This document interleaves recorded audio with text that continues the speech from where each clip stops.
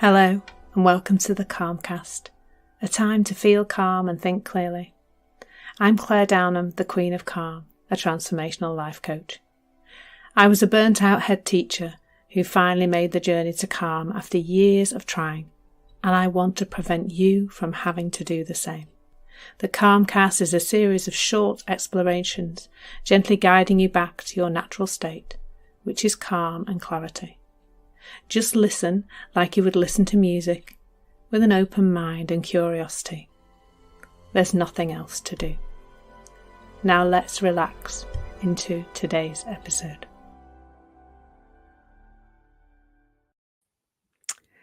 So today, overwhelm, and it's such a topic really close to my heart because I really did used to suffer with feeling overwhelmed, and still I can notice that I'll go there occasionally now. I too can look at my list of things that I think I should be doing and go, oh, it's big. And I would definitely for a long time have said, yep, the reason I feel terrible, the reason I feel so overwhelmed is because I've got so much to do. Of course I feel overwhelmed. But of course, that's an outside in misunderstanding. It's like saying that the outside world can make me feel anything. How can, I've got my list right next to me here, and if I pick it up, I can see there's things scrawled on it. Some things are crossed out, actually, marvelous. But how can some black ink marks on white paper create an emotion in me? Can you see how illogical that actually is? When you really just sit with that, when you get curious about that, how can words on a page be making me feel a certain way? Well, they can't. That's the answer to that, really. But of course, the illusion of that is very, very persuasive, isn't it? It really does look that way. And for a long time, I really thought it was my busy life that caused me to burn out. But now I see that so differently because I understand better how this thing called the human experience really works, and that my experience of life does not come from things out there. So what's really happening when we feel overwhelmed? I don't know what the feeling feels like to you. Perhaps you'd like to share with me how it feels, but to me it feels like there's a pressure on my chest. I often notice there's a shallowness in my breathing, and when I notice it and become aware of it and let it go, there's often a like a big sigh almost as that passes on. And I don't know if you've seen the cartoon. I kind of wish I could flash it up on the screen now. I'm sure there is a technical way to do that, but there's a cartoon where you can see that there's a small picture close up of somebody with a boot on their chest. Like it looks like somebody stood on the person's chest. They've got one foot on the ground and one foot on the person's chest. Person's lying on the floor. But then as it zooms out, you see that actually the person's hand, the person who's on the floor, their arm is inside the boot, holding the boot onto their chest. What an absolutely brilliant, is that a pictorial metaphor for what I'm talking about? Because it does look like the first picture, doesn't it? It looks like the first picture. That feeling is coming from the outside world. And that is because I've got a lot to do, and look at my list and look at my life and all of that. But in actual fact, it is self-created. And really, like, in its simplest form, overwhelm is thinking you've got to do it all now. There's a lesson in one of my little, audio things I made ages ago, and I think it's just called "Thinking You've Got to Do It All Now," and it's about overwhelm. And it really is that simple, that when we're feeling overwhelmed, it's to do with how we're thinking about the things we've got to do, and the fact that we will be thinking about or overthinking about lots of things at the same time. And I recently did a live session on this, and what came out a lot was people talking about feeling frozen as a result of that. So we talk, when we talk about stress, we talk about fight, flight, or freeze. Why they made them all I mean, I like alliteration, but it's a bit of a mouthful, isn't it?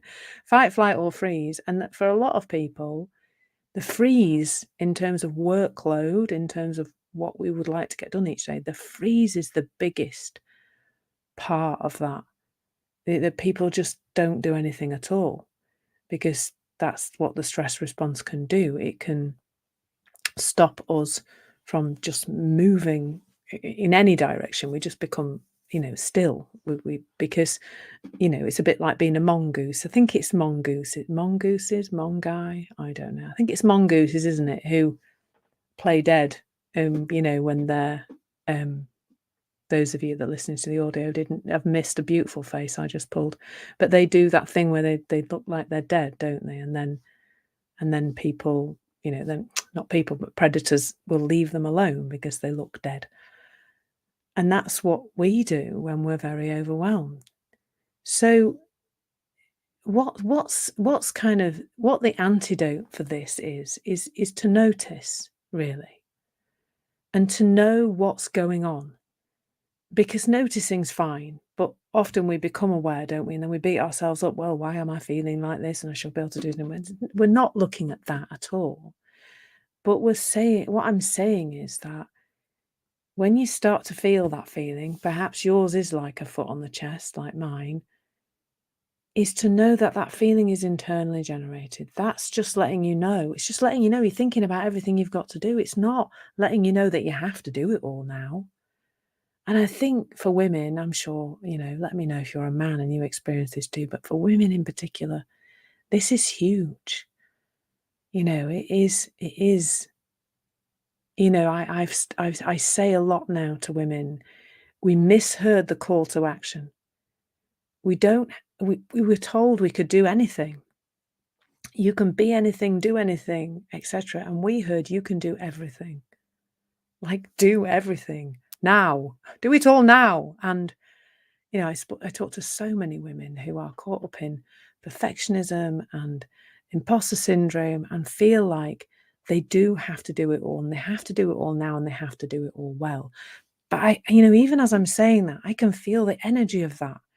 If you're going through life thinking you've got to do it all now, you have to do it all absolutely perfectly, and really, actually, you don't have to do it now. You have to do it yesterday, and you've got everything to do. So you must do all the things in your business and your life and your work and your kids and the things to organize. It can be the smallest thing that really feels like it's going to tip us over the edge. Just, well, actually, we need some bread and milk. Like, then that's it. I can't buy bread and milk because I've got all these other things. But really, we've got one thing to do. My one thing to do right now is to record this and talk to you. Now, when I've finished, I'll have something else to do. And then there'll be something else to do. And I was doing a live the other day on Insight Timer, and I said, somebody in the comments said, how, he'd picked up on something that was quite helpful. How do you eat an elephant one bite at a time? I mean, I wouldn't eat an elephant, to be fair, but how do you eat a massive cake? One bite of it, a bite at a time. It'd have to be a gluten-free, dairy-free, for me. But it's all just one thing at a time. And when we start to notice that our thinking is going off into, it's multiple things, it's got to be all done now, it needs to be done yesterday, what that comes with this beautiful warning. Like the feeling isn't letting us know about out there, it's letting us know about us. So our thinking, our stirred up overthinking, our overwhelm inducing thinking comes with a warning. You're thinking a lot about things that you think you've got to do right now. But what could you do right now? Can you pick up your list and can you just do one thing? And then one more thing or half a thing? I remember, when I was designing my Constant Calm coaching program, and I got really caught up in, I was quite overwhelmed by it. I think I was waiting for some beam of inspiration to come and help me.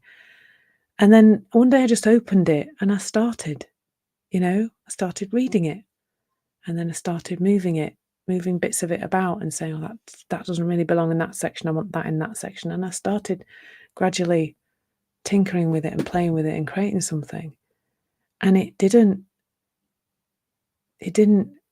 have to be all done at once, just bit by bit.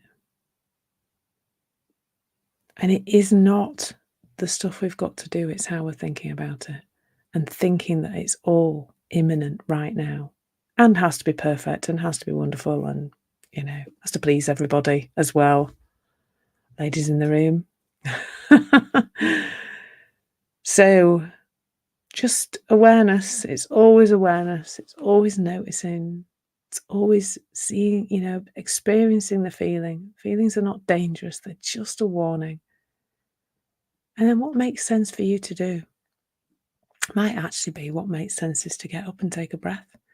Or it might be that what makes sense is to do one little thing.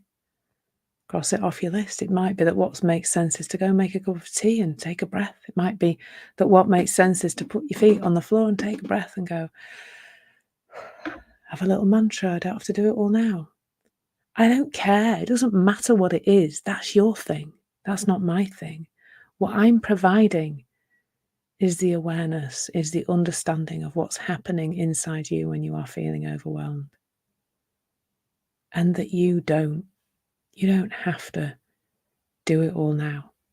And thinking that you do have to do it all now is the only thing that's creating overwhelm. You don't have to even think about it all now at all. Just do one thing. Take one action. That's all you need to do, really. You don't have to do anything, really. You can go and sit on the sofa and watch Netflix. But, if you want to move forward in your business and in your life, you might want to go do some stuff. And feeling overwhelmed really does get in the way of that.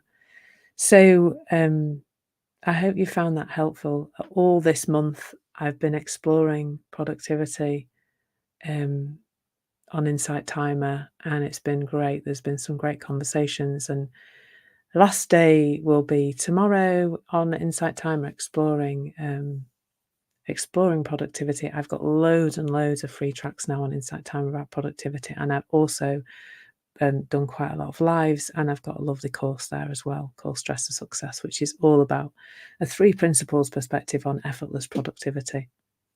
And then starting on Monday, we're going to dive in with relationships. And for me, that's cool because I've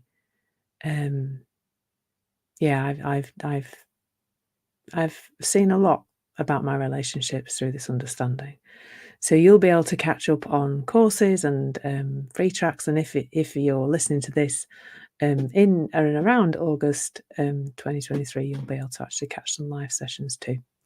So I hope you found this helpful. I've loved exploring productivity from this 3 principles perspective. I think it's really helpful, and that's been really impactful for me as well over the last couple of years. So we'll have some fun exploring relationships next. So thank you so much for listening. Take care, and hopefully I'll see you somewhere out there in the world of Insight Timer, and you'll join me for something soon. Take care. Lots of love. Thank you so much for listening. There's nothing to do now but bring some awareness to how this is working out in your life. Listen regularly to experience longer and longer periods of calm. This has been the Calmcast with Clare Downham, Queen of Calm. Take care and keep listening.